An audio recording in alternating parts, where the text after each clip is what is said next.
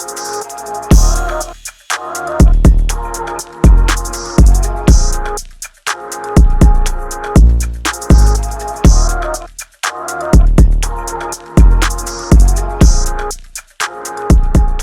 guys, I'm Kanaka and I'm back with another video. So considering the situation that's around us, whatever things that are happening, I felt like keeping this video very light and easy, wherein I just share about some of my favorite TV shows or movies that actually helped me keep myself distracted from what's going on for some time, and they actually put me in a good mood later, like once I was done watching them. So today, since you must have already guessed by the title, I'm going to talk about some Netflix shows that actually motivated me. So if you're interested, please keep watching till the end. But before starting with today's video, I would like to thank you all for watching this video. Please subscribe to my channel if you haven't already. Press the bell notifications on so that you get notified every time I upload a new video. Follow me on my Instagram because every week I upload at least 2 support small business reels wherein I share about particular small businesses selling a particular category of items, like say tie and dye or resin work or handcrafted stuff. So you don't want to miss out on that, and let's get started. So first I would like to say that why did these shows motivate me. Now I come from a fashion background, like I'm a fashion design student, so probably if you're someone who's not at all into fashion, you might not have the same reasons to get motivated by these shows like I did. So I would like to start with why these shows in particular made me feel very motivated. So firstly, it's that most of them are like fashion based or clothing based or creative minds. Some of these shows were very satisfying to watch. You will know what I mean when I start with my list. So now no more introduction, let's just dive into the video. So the first show on my list is The Babysitter's Club, and the reason why I like this show is because firstly, I love babies. Looking at babies itself makes me feel so happy. But this show does not only show babies. In fact, like only 20% of the show features babies. The reason why this motivated me was because I could relate to this show, because this show is about 5 girls who open a babysitting club, and these are like 7th graders, which is why it's really cute to see how they came up with this idea and what happens when they actually start running this babysitters club. It's fun to watch. It makes you feel good by the end of it, and it only has 1 season, and I think it has 10 episodes, so it's very short, so it gets over in like, I finished it in like 5 days. Next up is The Bold Type. Now I'm sure you must have seen so many reviews and like the hype everywhere. I'm generally someone who watches the series or show or the movie after the hype is down, because when it's hyping, I don't know why, somehow I just lose my interest and I just don't watch. I know I'm very weird that way, but The Bold Type, for some reason I got hooked to this series like crazy.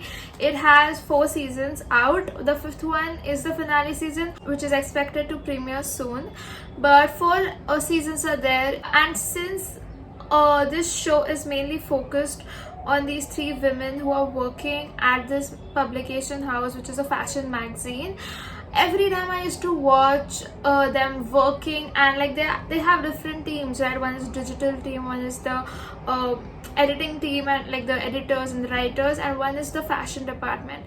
So anytime I used to watch their life, it's so wholesome. This show is so wholesome. I used to feel so motivated to start working. I used to feel so ambitious that I want to do something of that sort, and I felt like, okay, I need to work hard to be able to get a good job and all of that.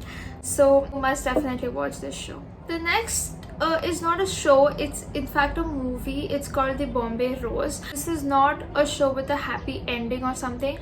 This movie actually depicts the life of different people who are living in the city of Bombay. Now the catch here is that this is not an ordinary movie. This is like an animated movie, but the animations are like hand drawn, so you can figure out that, you know, the design, the like the frames are drawn. The movie itself is so artistic. The direction, like what depicts what represents what, is just so beautiful that you, even if it's not a happy movie, you enjoy watching this film.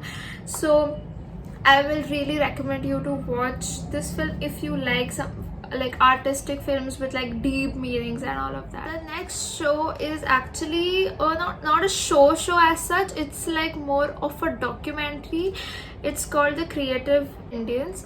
Now in this, I obviously did not watch all the episodes because each episode is focused on a different field of creativity, and it's basically a show which interviews some significant people from these different fields. So I have only watched like 3 or 4 episodes, so it's really inspiring to watch. If you need some motivation and some inspiration, you can head on and watch that. The next one is Nailed It. So I am nowhere close to cooking or baking or anything of that sort, but the reason why I love this show is, firstly, it's very funny. It's so funny. It's like amateur bakers come to, you know, bake these extravagant cakes or desserts, and they fail miserably. But like looking at them, I mean, the way they feel, like firstly the process of them going through attempting to make that dessert, and the final outcome itself, everything is just so funny about this show. I don't mean to mock these people or anything, but I think this show was important to be created, because it actually tells us that you don't always need to be great at what you're doing. These people come and then their result is nowhere close to the actual dessert that they had to make, and it actually makes me feel like you don't need to be perfect or amazingly great at everything you do. So that's a comforting show, which is why I like that show. The next show on my list is Tidying Up. Now I'm not sure how many of you all will actually end up liking this show. It's because it is basically about cleaning and tidying up. Now the thing with me is that I love to, you know, get things out of my way. Like I love to organize stuff and keep it like in proper places. Cleaning my room, it's not like my room is never messy. My room is messy most of the times, but when I get the motivation or the boost to clean my room, I clean it like crazy. So this show is very satisfying to watch, because you see the before and after. It's just so eye-pleasing. If you don't want to watch the process, you can just forward and see how the before was and how the after was. Like I thought when I started watching this show that I will not be able to watch the entire episode, but as episode starts progressing, you are so engaged in the cleaning process that you want to see how are they getting from before to after, right? So I think Tidying Up is one show that actually gave me so much of satisfaction just by watching it. 2 other shows which are similar to Tidying Up are Get Organized and Queer Eye. Now the thing is that Tidying Up is hosted by Marie Kondo. Now Get Organized is a very similar show to Tidying Up.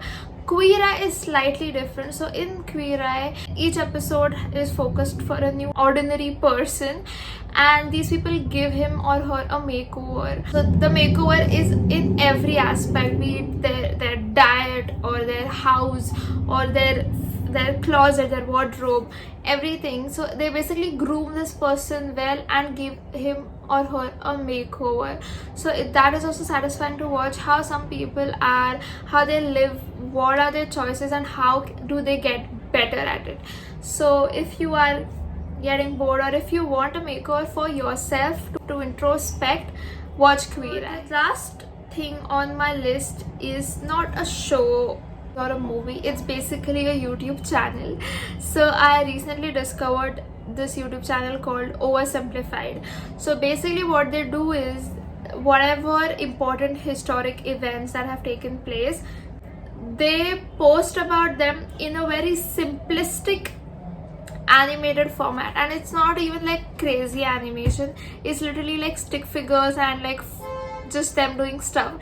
I'll link one of my favorite videos from this channel over here so you can check it out for yourself. And the reason why I found this channel very interesting is because I am personally interested in history a lot. Like, even I used to find it boring earlier, but over the years I've developed interest in that. And when I watch these videos, I get to know about World War II, World War I, about some queens and kings and what happened. And the words are so simple, it's not at all complicated. In fact, they use slangs and everything, so it's really fun to watch these videos. So if you want to get distracted from what's happening around you, you can go to this channel. It's not like you're watching something fictional, because you're actually gaining knowledge as well, right? So that's it for this video. I really wanted to keep it short and like simple. So this was it for today's video. Here was a list of series that helped me distract myself from what was going on, what is going on around in the world. I'm not saying you should live in your own bubble, but I think sometimes ignorance is bliss. The more you like, that's what is helping me right now. I just don't dive too deep into knowing what is happening around me, because it just screws up with my mental stability. So I feel like you need to have some time off the news and all of that, and just have your me time, or have something to completely distract you from what's happening. So here was my bit in contributing to that. So I really hope you guys enjoyed watching this video and found it helpful. Please share it with your near and dear ones who are very disturbed lately, or who need some motivation or distraction from what's happening around them, so that you can help them also. And please comment down and tell me how you found this video. Don't forget to hit the like button if you like this video. Subscribe to my channel if you haven't already. Press the bell notification on so that you get notified every time I upload a new video. Follow me on my Instagram, and I'll see you in my next video. Bye.